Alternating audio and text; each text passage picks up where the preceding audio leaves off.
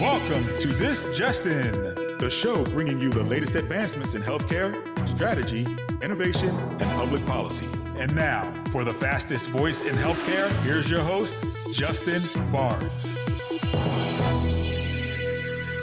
Hello, everyone, and welcome back to the special edition of This Just In Radio. I'm your host, Justin Barnes. Today, we're broadcasting live from HIMSS25 in sunny Las Vegas. Very excited to be here. It's already been an action-packed 72 hours.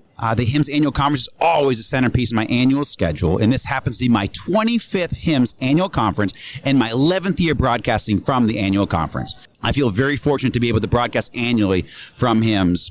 Hal Wolf, Albie Zakes, Morgan Searles, and the entire HIMSS team have been extremely supportive, and I'm extremely and tremendously grateful.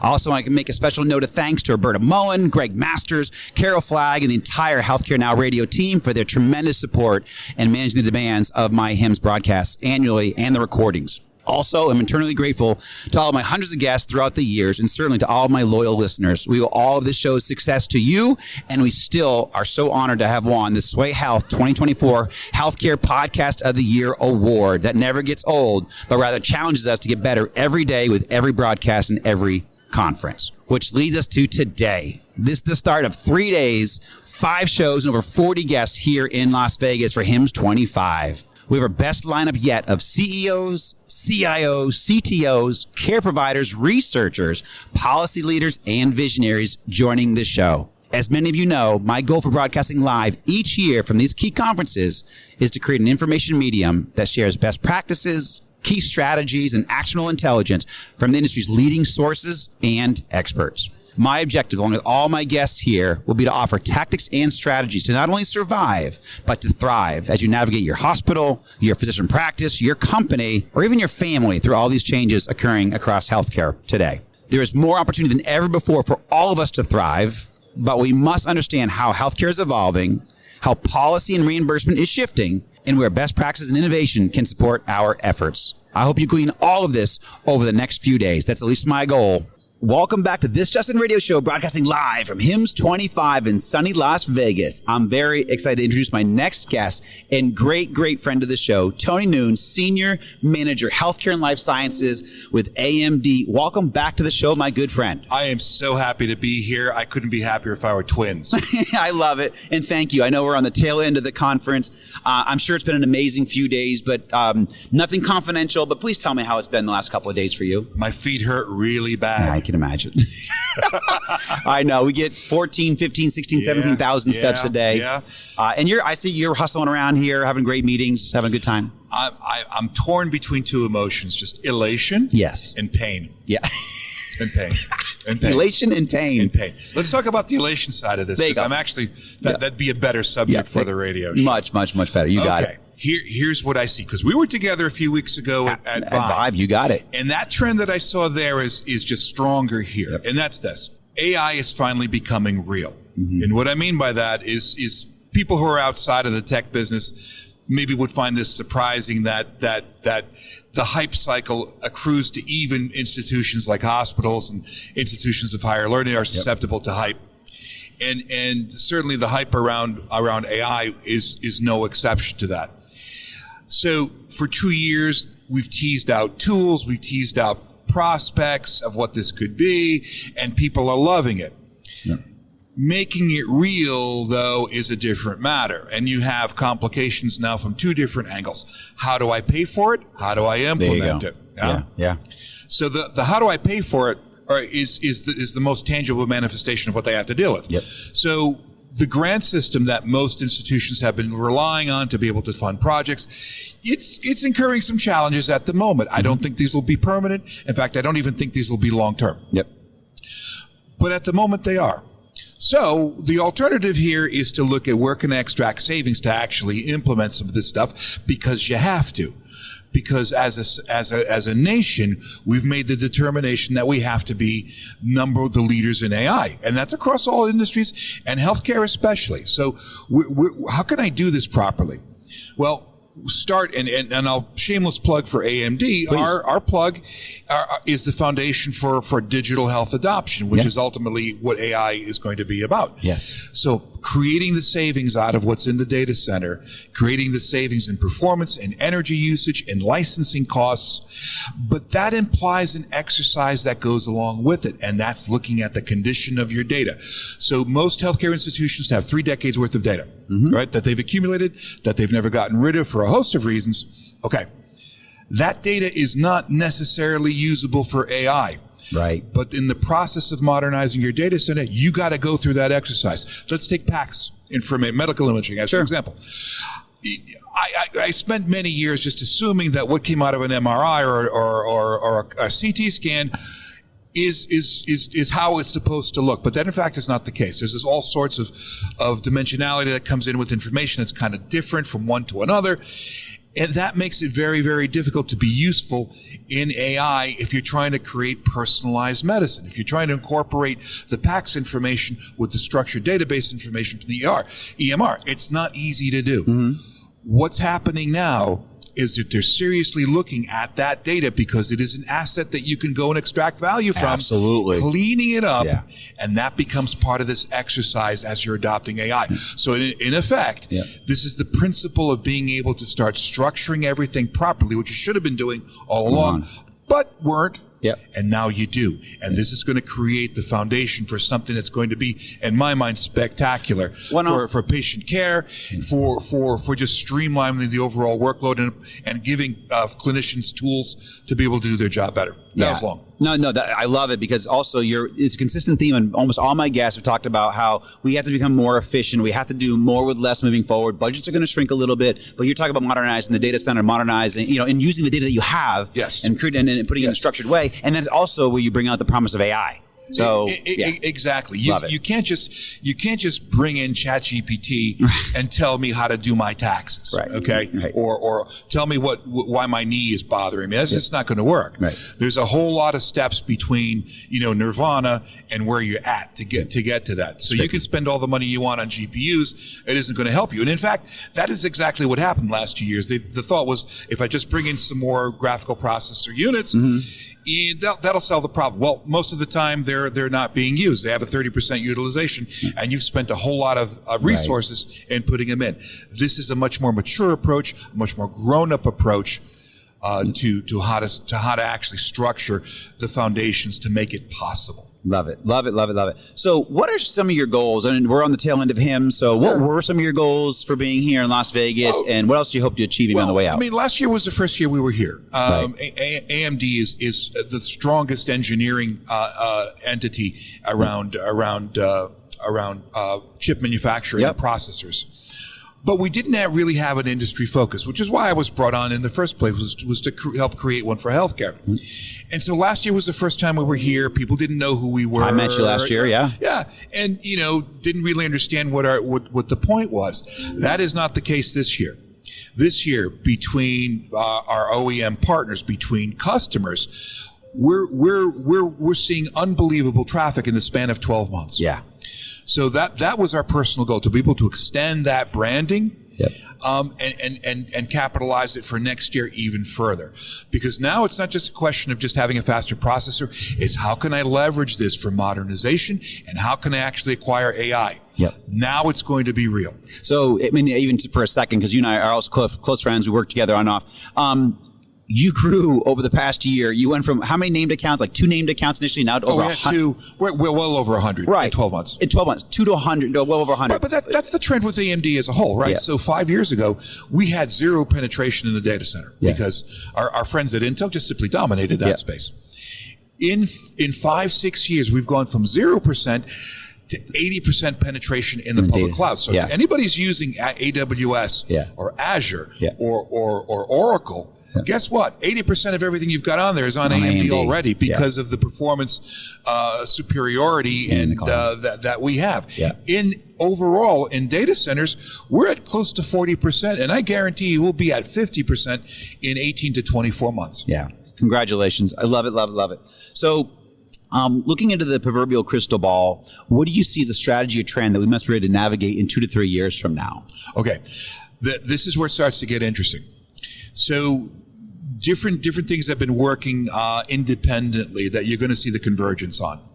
So from teledevices, the remote medicine, remote consultations have kind of been working in isolation from the rest of the infrastructure. That will not be the case, because the whole point is to try to bring automation across the total gamut of care delivery. Yep. And so you're going to start seeing remote devices are going to be tied directly into a session that you initiate through some portal, through some AI chat environment. That'll bring that information in, that you'll start seeing pre-information before you even see a physician or a care provider. Right. That includes all of your blood markers, for example, Love it. any existing medical imaging that you may have taken. Okay. That more complete profile, not complete profile, but that more complete profile is going to be available in real time. Yeah. That's what you'll see in 3 years. Yeah. And then beyond that will be the perspective side on how you actually take that information and start creating personalized medicine as part of a larger project around genomics, et cetera. So you're going to start seeing the convergence of all of these factors. Yeah, and what I get excited about is now you're moving towards that digital twin, which I do love. When you think about personalized medicine, having my genome sequenced and be able to understand what medications are right for me, that's again, personalized medicine. 100%. That's exciting, because I say we're no longer guinea pigs on ourselves then. We're going to know exactly what works at the time, our age, our genetic makeup. Yep. I mean, it's exciting. I was on a panel yesterday with my friends over at Dell, and they asked me. And by the way, Leigh Thomas Williams, you remember you're on the panel with her? Yeah. We went to college together. I mean, high school together. Not even college. We went to high school together. Yeah, Leigh and I. Fantastic. Lee's fantastic. Yes. I love what she had to say. Yep. And in fact, I don't know if it was Leigh that asked me or was the moderator said, what do you think? John Lynn was the moderator. John Lynn. Yeah. John asked another good friend. What is the greatest gift that AI can provide? I said, personalized medicine. I mean, and people may or may not realize that whatever medical intervention you're being given, it's got less than a 40% chance of success. There you go. Efficacy. Yeah. Because there's a multitude of factors that are just unknown, and you don't know how you talk about that publicly. Yeah, I know. And how, so true. How you're going to react to it. Yeah. So what AI can do is, because it's able to look at so many factors simultaneously, once the data is cleaned, right, of course, yep, is we can raise that efficacy rate from 40%, let's say, to 80%. And look at how much savings that you have in drug costs just by that, because you won't need nearly as many. Right. Instead of taking 6, you may only need 1. That's right. Yeah. And that's exciting. That's the most exciting aspect for me too, personally. Yeah. I love it. Yeah, I know. I was doing the show yesterday. I missed that panel. I saw it this morning, and Leigh's a good, like I said, I mean, I don't want to say my age. I'm 52. No, she's fantastic. Yeah, I love what you have to say. Literally 40 years. Yeah. So I love it. Yeah, she's with Augusta Health. Fantastic. I saw you and John Lynn. That panel, terrific. So in your closing minute or so, what are you looking forward to this afternoon here before you go? When do you go home, first of all? Tomorrow. What time? Early morning. Okay. 6 o'clock, I think. What do you hope to accomplish in your last 24 hours here? Well, I need to go out and check my emails, which I haven't done in about 6 days. And then, people are like sending hitman after me. Right, exactly. Right. But I want to take the time to thank each and every one of our partners, our OEM partners, and luminaries that we've invited, because honestly, they're the ones that are spreading the message around our branding and why this was such a success. And I want to personally thank all of them. And thank you. You've been a big part of helping us as well. Absolutely, thank you. And I actually was I had a separate dinner last night at Golden Steer, and I saw you with a bunch of your customers at Golden Steer last night. Was that a fantastic? Let's give them some props, because that was one of the best meals I've ever had in my life. If not the best meal. I had never been there. Honestly, I didn't know about it. Well, you knew about it because you made the reservation. Well, we do. I helped you. I didn't know what to expect. Right. Yeah. But you walk in there and it's a throwback in time. I'm back in the 1940s, and Dino's playing on the radio, and just some of the best steaks and martinis I've ever had in a long, long time. Well, it's good to see you there. We'll actually, you will make reservations again far in advance, 6 months in advance. I'll fly in specifically just for that. That dinner. Oh yeah. Well, thank you, my friend. Great to have you on air, and I hope you have very safe travels back home. You too. We live. Tony and I live about 5 miles from each other. I know. Love it. All right, my friend. Thank you, sir. Thank you. Appreciate it. Safe travels. Welcome back to This Justin Radio Show, broadcasting live from HIMSS25 in sunny Las Vegas. I'm very excited to introduce my next guest and longtime friend, Leigh Burchell, Vice President of Public Policy, Public Affairs from Altera Digital Health, and importantly, the chair of the HIMSS EHR Association. Welcome to the show, Leigh. Thank you, Justin. It's so fun. It is so fun to have you here, and it's a blessing. First of all, how you been? We've not caught up in many years, so. I know, it's been a long time. I've been good. I mean, it's funny. There's never a boring day in health IT. Absolutely. I'd actually love to talk a little about the industry as well as the association, but when did you get in town first? I came in Sunday evening. Yep. Okay, awesome. It's been a fun show? Yeah, I mean, packed. It's never boring, right? Yeah. No. And when did you guys rebrand? Because it was Allscripts and now Altera. When was that? Yeah, it's been almost 3 years. It was May. Will be 3 years, and we kind of split off, right? Two companies came out of Allscripts, so I'm on the Altera Digital Health side. Excellent. And how long have you been with that family? I almost don't want to say, but I will say it's been about 25 years. Yeah, I've been. This is my 25th HIMSS. So I know. You and I have known each other for so long, yes. so you know it's been a while. Yes. I love it. I assume it's been awesome, though. Kind of cool seeing a lot of people that you. Absolutely. Yeah. I mean, it's fun to see people. You get to be with people in person who, maybe you're on Zooms with or whatever. And also, I mean, it's just meeting, which is super productive. Yeah. So happy to do it. We accomplished a lot, but we're also burnt out at the end of the time. Exactly. When do you go home? Tomorrow? I'm taking a red eye tonight, actually. Oh, my goodness, yeah. Yeah. I know this has actually been tough. When I was booking flights out here, because now I moved to Sarasota, but it's even to Atlanta, the flights have changed. It used to be a lot easier to get out at like noon or 3 o'clock and you get back like 9, 10 o'clock. Yeah. Now those flights don't seem to exist. So it's much more difficult. I only had like 8 red eye options to choose from and like 1 during the day flight. That was it. I mean, I could all red eye options. I'm like, I don't want to do a red eye though. Right. But so what progress are you most excited about seeing in the industry right now? I mean, I'm sure a lot of people have talked to you about AI. AI is exciting. Mm-hmm. We look Absolutely. at the frustrations that healthcare providers have with administrative burden, documentation of all the things that regulations require of them. So AI can help.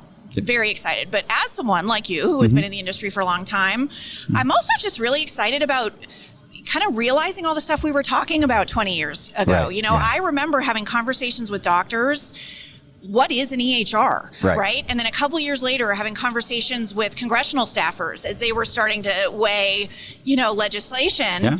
And all of that's now out, right? We have this opportunity to do amazing things with data, and honestly, it feels kind of fulfilling. I feel like I had this little minuscule role in that, and I love that. It was the framework. I mean, we created the framework that all this is being built on now, certainly between the High Tech Act and the Cures Act. So that is the framework for a lot of the EHR, and then obviously the interoperability. Yeah, absolutely. I mean, you look at all the secondary uses of data, all of that we talked about. We knew that was the promise, right, of high tech. Absolutely. All of that, and here we are. I mean, it's awesome. It is. That's a very good perspective. What are you What are you looking forward to AI helping on the EHR side? I mean, we hear a lot about ambient listening and those kind of components, and my guests will talk about that. But from Altera's standpoint or your individual thought leadership, what do you think from AI regarding the EHR specifically? So we've had conversations with clients, and certainly within the industry, within the EHRA structure, we're talking a lot about this. And, there's 2 categories, really. There's clinical and then there's non-clinical. When we ask our clients really what they're looking for help with, a lot of it is non-clinical, right? They want to be able to be a doctor. They want to be able to just focus on the interaction with the patient. They want their staff to not be distracted by a lot of things. Yeah. And so they're asking for help with scheduling, with chatbots, with patients, things like that. So I think we can take a lot of the administrative burden off of them. The clinical stuff is where people get, kind of buzzed and excited, and I get that. But really, it's like an artist who says, I don't want AI to do the art for me. I want AI to do the other stuff I don't want to do so I can do the art, right? And medicine's kind of the same way. Yep. Well said. Well put. So what are you currently working on that you're most passionate about? Well, so this is an interesting one. Also, you wear a couple hats. I mean, even from a Altera standpoint, and then also the EHR Association, although you have both hats. And there's certainly, we're, pretty wedded together. Yes. There isn't a lot that I'm doing for Altera that doesn't overlap with EHRA. Yeah, good. I'm a policy geek. I love health policy. The change of an administration, new congressional offices is fun, right? So we're in a time of upheaval. Everyone wants to know what the heck's going to happen. You're the first person to say this is fun in that regard, but I agree with you. It's a great opportunity and it's fun. It is. I agree. There's just so much to track and read and see what's happening. So that's fun for me. I do have ideas about deregulation for ASTB O&C.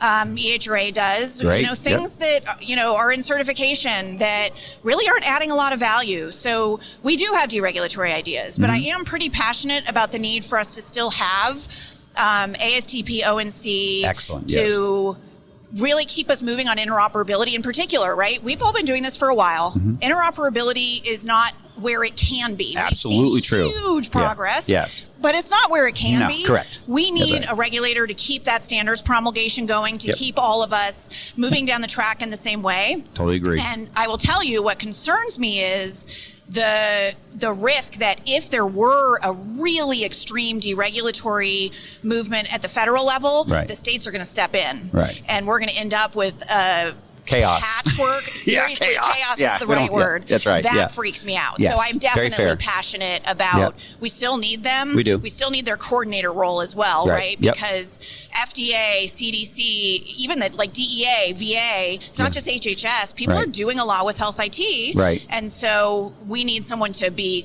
coordinating, coordinating that all work. that. I have not done, so my policy show comes up in about 3 shows from now. I'm going to have Tom Leary on, so I'm Oh, going to get more of a policy, but is there a glimpse that you can give us? Because I have not talked policy in a little while, certainly with a new administration. Is there any glimpses that you've seen? Like, Justin, I expect to see this, or even with Steve Posnack and that whole crew? I mean, do you know anything, or do we? Or any changes? I definitely am hearing about a lot of deregulatory pressure on them. But the team is Steve's still there? Steve is there, and he's the acting assistant secretary. Beautiful. So Phenomenal he is man. there. We all love him. Yeah. Yeah, but I am hearing about some kind of risk to their work. Yep. So that is something that we're certainly watching. From a congressional standpoint, I think there maybe is a little bit of an interest in AI legislation and cybersecurity legislation, both for obvious reasons. So we may see that. But a big place that we as vendors are spending a ton of time is at the state, right? So I alluded to the fact that a patchwork of laws is really challenging for us. Right, absolutely. But we're looking at that. There is an explosion of legislation, regulation, and executive orders on AI, consent management, at the state level? interoperability at the state level. Yeah. That's really, really It's hard. concerning. Yeah, so we want a national framework. Absolutely. Because we can comply with one, right? Right, You want one kind of plug to That's go into right. the wall. You don't want 50 plugs depending which state you're in. Yeah. And that's kind of what we're facing a little bit. So that's an area we're losing some sleep. Well, then we're going to put some steam behind that too, from at least my perspective, from a broadcasting and radio show, because we're going to put more light on that. We got to do it. That's awesome. We Cool. will talk about it all day long. Good. Well, we're going to have a platform for that. What are your goals, or what were your goals for HIMSS25, and what did you accomplish and hope to accomplish maybe on your way out of town? Yeah, so, I mean, I knew I was going to have a lot of meetings. I have been to HIMSS many, many times. Yes. And it's always meetings. I mean, you must be around the 25 count too. I missed, I think, maybe 2 for being pregnant Yep. at various times. And then COVID, of course, we weren't in person. But otherwise, I've been here. Yeah. So, just back-to-back meetings. We did have some really interesting meetings. We met with the DEA on fraud prevention efforts that they are looking for help from health IT developers. Good. Because apparently there's really an explosion of e-prescribing of controlled substance fraud. And so they're looking for help from us, from SureScripts, Dr. First, ID.me, the whole spectrum of people who help with the e-prescribing. Yep. So that was interesting and really eye-opening. Good. I will great. say, because you kind of think about the PDMPs and all of that, and we're good. We've got all this technology in place, and apparently that's not true. So the woman we met with really educated us a lot. A lot of meetings with state folks. We, to that point I was making about the explosion. We met with HIMSS chapter advocates.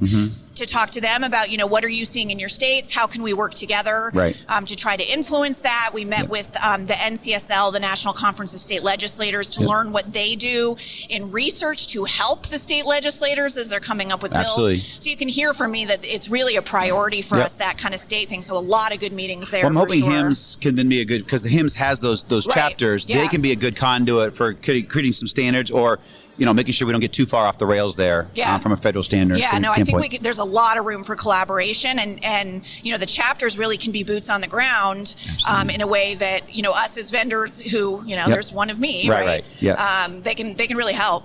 Excellent. So looking into the proverbial crystal ball, what do you see as a trend or a strategy that we need to be ready to navigate in 2 to 3 years from now? I mean, not to be repetitive, but I do think there is I think the state stuff is going to become really dominant in a lot of the work that people have to do. And it's not just us as software developers, it's also our clients. So, you have a hospital or a health system or whoever is in multi-states. Exactly. How are they navigating that, right? So, and to my earlier point about the excitement of data and the proliferation of data, this is a play off of that. So what I have found, having done policy for a long time, is that when something becomes exciting in the industry, when there's a really big boom of innovation like AI, policymakers then come and say, ooh, what do we need to do with that? Do we need to regulate that? Do we need to, put guardrails or whatever? I totally understand it, right? There are patient safety concerns around AI. I totally get it. But what we're seeing is a couple of really hot topics are now making their way out because the states are saying, oh, there's a lot of data out there. And what is this patient safety risk? And how do we want, patients managing control of their own data? That's another hot topic. Then, so it's not surprising, but it still presents a big challenge. So I do think that's something we're going to see, and collectively the whole industry is really going to have to navigate that. Right. That's a good point. Again, we have some good federal frameworks for that. And so, and some of that's being created again at the federal level, and you have to be very careful at the state level of how wily that gets. And, look, we all know Congress has not done a lot of legislating recently. And so you do have these kind of vacuums on topics like cybersecurity and AI. Yeah. States are going to fill it, right? If the federal landscape doesn't take care of it, the states are going to take care of it because they're worried about, their patients or their providers or whomever. And so we would just, we're all in favor of one approach. Absolutely. No, I'm glad you brought that up because I have not been part of that conversation for a little while, but that makes a lot of sense. We're actually going to look into that greatly. So when's one of the last things you're going to do on your way out of town here? So I'm actually on a panel on the current regulatory environment for AI. So excellent. That is coming up later today. And then I want to go see some of the closing stuff. I haven't made it to a lot of the sessions or keynotes because I've been, busy. Tied up. I swung by our booth and that kind of thing. But I want to actually, kind of participate in HIMSS a little bit as a learning opportunity. I will say there was another AI policy panel I wanted to go to, and they put it at the same time as ours. So I don't get to go see that, but I will watch the recording because I think it'll be a good one. That's one thing about being now on my side of the fence here a little bit is I get to do a little bit more of the educational sessions. So I did 2 educational sessions while I was here, which normally I did none before. So we're usually talking instead of listening. I don't usually make it. So Very cool. Leigh Burchell, Altera Medical, thank you so much. Yes, absolutely. Thanks, Justin. You got it. Thank you. That's a wrap from Las Vegas and HIMSS25. Thank you all for listening. Thanks to everyone who voted us 2024 Healthcare Podcast of the Year. Thank you so much, Roberta Mullen, Greg Masters, Carol Flagg, and the entire crew at the Healthcare Now Radio Network. They've also been producing my show for 11 years. Also, a special note of thanks to Jake Reed, my head of media, and certainly a big thank you to Hal Wolf, Albie Zakes, Morgan Searles, the entire HIMSS team. They're always extremely supportive in the events and broadcasting requirements that I have. And again, thank you so much to all my listeners. We're grateful for you. You make us better with every broadcast. And that's a wrap from Las Vegas. Have a great rest of your day, everyone.